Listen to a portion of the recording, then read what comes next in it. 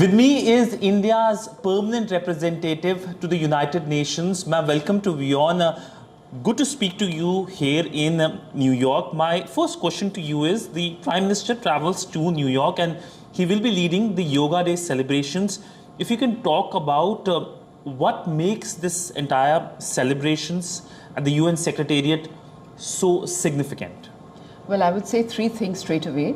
First and foremost, I think, is the very inclusive aspect of it, because here all countries are expected to participate, all 195 countries are expected to participate at the yoga event, people from different cultural backgrounds. So this in a way sort of unites everybody from different cultural diversities. I think the second thing that is very important is the alignment of yoga, so to speak, with the UN Sustainable Development Goals. With its emphasis on health and well-being, yoga aligns perfectly with SDG 3 related to health and also SDG 4 related to education. And then with its emphasis on mindfulness and being very conscious of oneself and the environment, it also relates to SDG Goal 12, which is about mindful consumption and production, and SDG Goal 13, which is about the environment.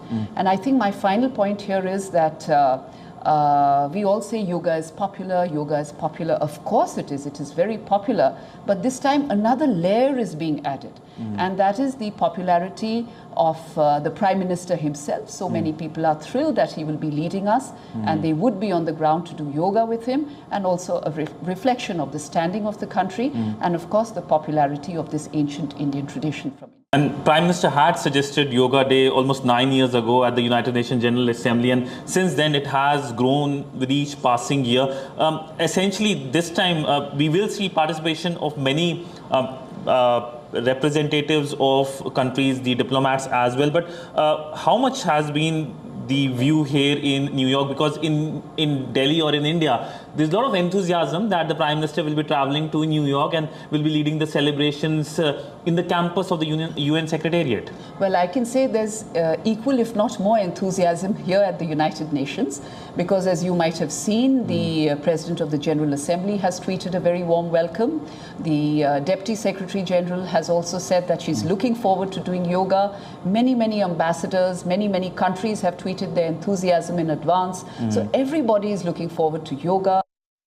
And my final question on the UN reforms, where is the pace going when it comes to UN reforms? If you can give an update, because India has been strongly pitching for a reformed UNSC, and also not only for itself but also for Africa at the high table as well. No, absolutely. I would say that the issue of UN Security Council reform is linked to the broader issue of reform of the international architecture, which is clearly outdated, be it the financial institutions or the United Nations. So there is broad support across the United Nations, and here I can remind you that during UNGA 77 in September, about 75 heads of state and government agreed that the Security Council needs to be reformed in both categories. And I'm happy to say that as the debate has progressed this year, there are many voices who feel that this is something that is long overdue, and that action must be taken forward. Of course, this is something that will not be easy. It is one of the most complex processes in the United Nations, but there's a high degree of interest and, importantly, recognition that something needs to be done.